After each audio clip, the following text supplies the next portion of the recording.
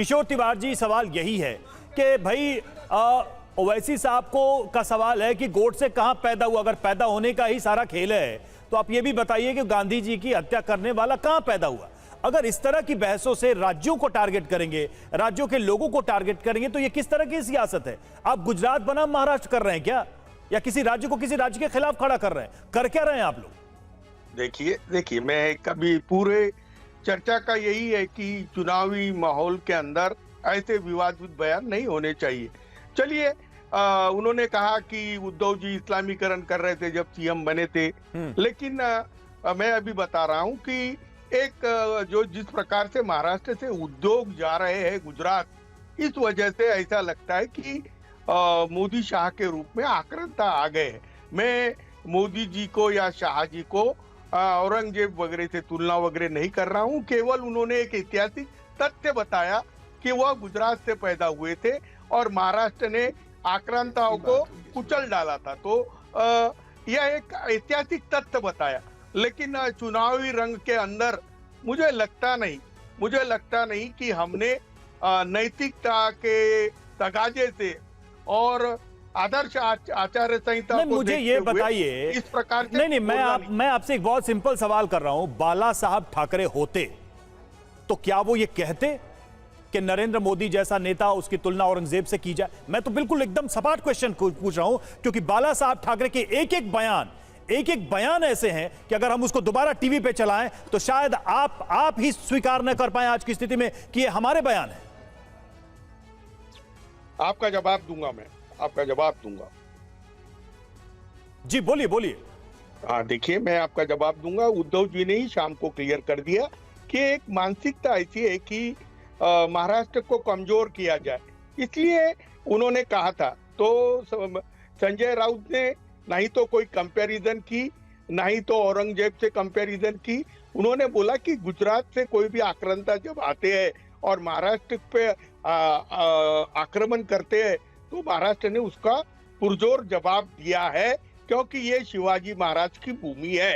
यही बात किशोर जी बार बार आपकी तरफ से रिपीट की जा रही है। कृष्णा हेगड़े जी, लेकिन क्या इस तरह के बयानों का, इस तरह के प्रधानमंत्री के, देश के प्रधानमंत्री के खिलाफ अगर अब शब्दों का इस्तेमाल किया जा रहा है तो उसका असर पड़ता है? आपके हिसाब से अगर असर होता है तो क्या होता है? क्योंकि प्रधानमंत्री नरेंद्र मोदी ये कहते हैं कि फूलों की माला के तौर पर मैं देखता हूं ऐसी गालियां मुझे किलो के हिसाब से मिलती हैं। 104वीं गाली थी ये, इससे पहले भी 103 बार गालियां दी जा चुकी हैं। नतीजा सबके सामने। देखिए, एक तो मैं ऐसे सब बयानों का खंडन करता हूं, और दूसरी बात यह है कि जितने आप प्रधानमंत्री साहब को गाली देवे, लोग आपके खिलाफ हो जाते हैं। अभी मैं कांग्रेस को देखता हूं तो मुझे 2G 3G, कोयला घोटाला, कॉमनवेल्थ घोटाला, सबमरीन घोटाला, कफन घोटाला, सब हेलीकॉप्टर घोटाला सब याद आता है। तो देश की जनता को भी तो यही याद आता है ना। और फिर उनको ये याद आता है कि इतना घोटाला करने वाले लोग एक अच्छे प्रधानमंत्री को के बारे में ऐसा अपशब्द यूज करते हैं, जो एक विकसित भारत बनाना चाहते हैं, जो थर्ड लार्जेस्ट इकोनॉमी बनाना चाहते हैं, जो 180 वेलफेयर स्कीम उन्होंने इंट्रोड्यूस किया, राम मंदिर किया, आर्टिकल 370 किया, ट्रिपल तलाक का लॉ पास किया, और जो हमारे प्रधानमंत्री ने हमारे देश और विदेश में हमारे भारतवर्ष का नाम गौरव किया, ऐसे लोगों को, ये ऐसे प्रधानमंत्री को ये गाली देते हैं। बताइए सुभ्रांश, मुझे लगता है इस पर आपको एक जवाब देना चाहिए। दूसरी तरफ से यह कहा जा रहा है कि आपको प्रधानमंत्री को देखकर औरंगजेब याद आ रहा है, उन्हें कांग्रेस के बारे में सोचकर घोटाले याद आ रहे हैं। बिल्कुल आप सत्य कह रहे हैं। हमने नोटबंदी घोटाला देखा हुआ है, हमने कोरोना में कोविड काल के अंदर घोटाला देखा हुआ है। लेकिन उससे पहले मैं एक जवाब देता हूं। रवि तिवारी जी ने एक बड़ा सुंदर सा सवाल जिक्र किया था कि अगर आज बाला साहब ठाकरे होते, तो रवि तिवारी जी अगर आज पंडित अटल बिहारी वाजपेयी होते तो क्या इस खरीद बेच की सरकार के साथ होते? क्या पंडित अटल बिहारी वाजपेयी की सरकार होती तो क्या वो रोज भारतीय जनता पार्टी में नहीं? तो आप क्या इस बात का समर्थन करेंगे कि नहीं? आप कांग्रेस के नेता होने के नाते बोल दीजिए कि बाला साहब ठाकरे ने कहा कि बाबरी ढांचा हमने गिराया और हमें फांसी पे लटका दो, टीवी पे कहा है। सर आप बोलिए कि समर्थन करते हैं, क्या बात कर रहे हैं आप? बोलता हूँ, पहले स्वतंत्र वीर सावरकर, नहीं आप बोल दीजिए कि हाँ आप सही है, और बाला साहब ठाकरे के बयान के साथ हम खड़े हैं मजबूती के साथ। स्वतंत्र वीर नहीं आप बोलिए ना, देखिए विषय को कहीं भी ले जा सकते हैं, वो खेल मुझे भी आता है। सर उनका सवाल मेरे सहयोगी का सवाल था, उस पे आइए आप, उस पे सीधे तौर पे आइए आप।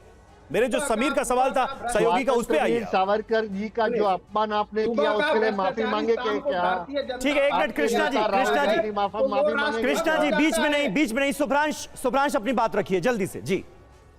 सुबह का भ्रष्टाचारी शाम को अगर भारतीय जनता पार्टी में आ जाता है तो वो राष्ट्रभक्त हो जाता है, वो देशभक्त हो जाता है, वो सनातनी हो जाता है। ये कड़वी सच्चाई है। के महापुरुषों का अपमान करते रहो। कमल छाप सरफ में इतनी ताकत है कि किसी भी भ्रष्टाचारी, किसी भी बलात्कारी, किसी भी हत्यारे को वो शाम तक राष्ट्रभक्त बना देते हैं। आपने बिल्कुल सही कहा, मान्यवर देश देख रहा है कि नोटबंदी इस देश का नरेंद्र मोदी जी का अपमान करो, इसमें लाखों नहीं करोड़ों लोग बेरोजगार हुए। नहीं, लेकिन शुभ्रांश देख रहा है कि कोरोना काल में 60 लाख ठीक है शुभ्रांश, जो अहम मुद्दे हैं देश के, कोरोना की शुभ्रांश जो देश के अहम मुद्दे हैं जिनका जिक्र अभी आप कर रहे हैं, सुनिए शुभ्रांश, जिनका जिक्र आप अभी कर रहे हैं, क्या उनका जिक्र चुनावी रैलियों में नहीं किया जा सकता, चुनावी सभाओं में नहीं किया जा सकता?